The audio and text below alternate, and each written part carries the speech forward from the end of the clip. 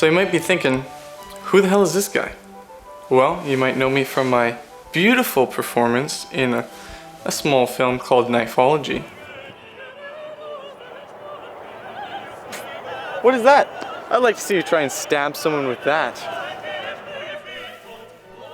In any case, today I've been given permission to disrupt your regularly scheduled programming with this new series that I'm gonna call Jacob Teaches You How to Make a Short Film and Get It Done with No Monies and for a one-person crew.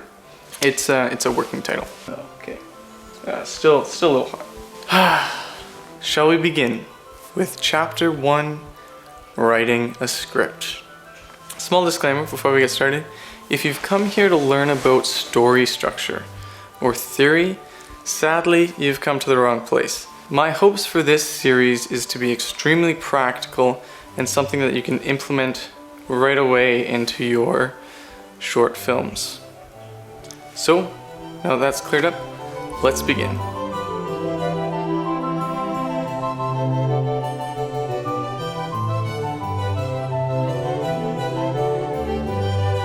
For many people, this is the most difficult part. Let me show you a picture of a spoon.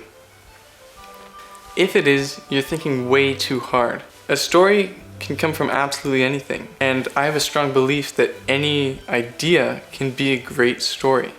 Coming up with an idea is like connecting dots. Let's go back to the spoon for a second. What comes to mind?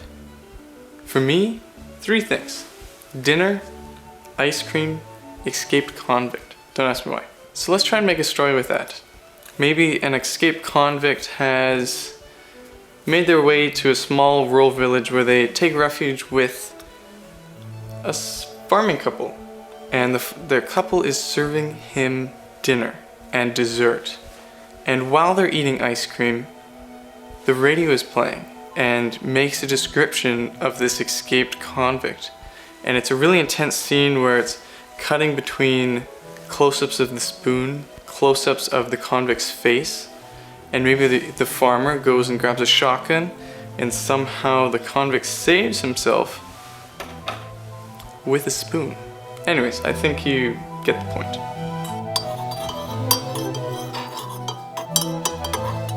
And I can keep going. Coming up with ideas is extremely easy. It only becomes difficult when you start putting restrictions and standards. Budget, time. The only advice I can offer is try not to force the ideas.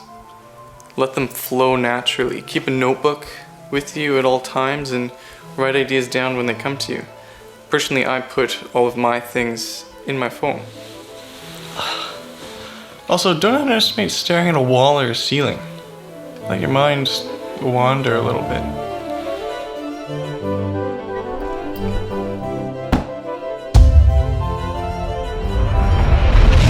Now that you have your idea, go write it.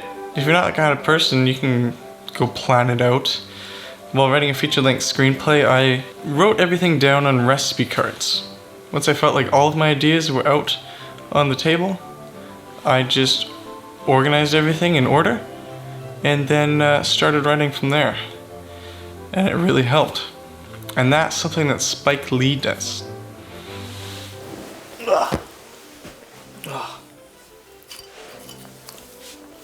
For first drafts of anything, just get through it as quickly as possible. It's always easier to go back and edit something. Now, since you're just starting out, I'm assuming, don't worry too much about which script writing program you use, if any at all. My advice, just get the script done. For anyone who's curious, I've been using Trelby forever. It's a free script writing program that hasn't been updated since 2012. Yeah, it's old. Man, these cars are making me thirsty. Listen closely. I came across this thing a few years ago, and it greatly improved my script writing abilities. What is it, you might ask? Well, I'm gonna call it setups and payoffs. Everything is a joke. Everything needs a setup and a payoff. A character's death should come from something that has been set up earlier in the film. This spoon.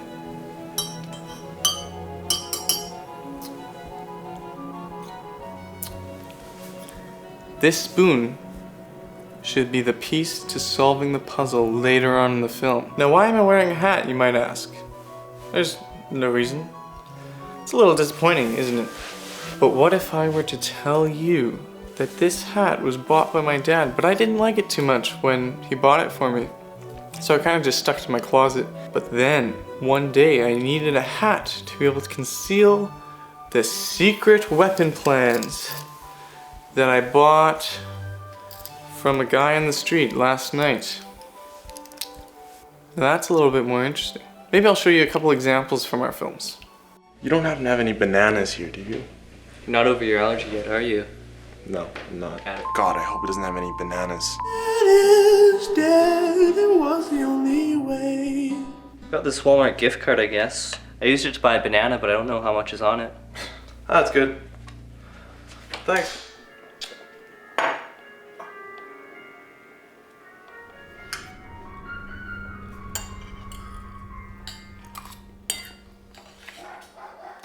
Oh, you want to see my katana? You have a katana? Maybe later.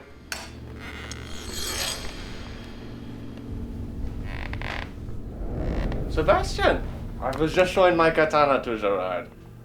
What seems to be the trouble?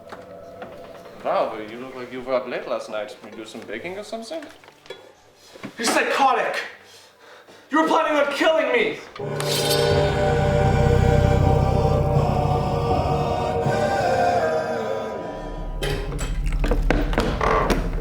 It's the milkman. I got 2 fresh ones for you. These setups don't have to be a single occurrence. They can be sprinkled throughout a story. You can show your character's fatal flaw multiple times leading up to when it brings them to their doom, just to keep it in your audience's mind. So yeah, that's pretty much it. It's all I have to offer on scripts. Oh, actually, show your scripts to your friends that you trust to get some good feedback on it. And if any of those friends come back with, yeah, it's good, I give you permission to never talk to them again. So yeah, this has been nice. And I hope you learned something. And I'll see you next time.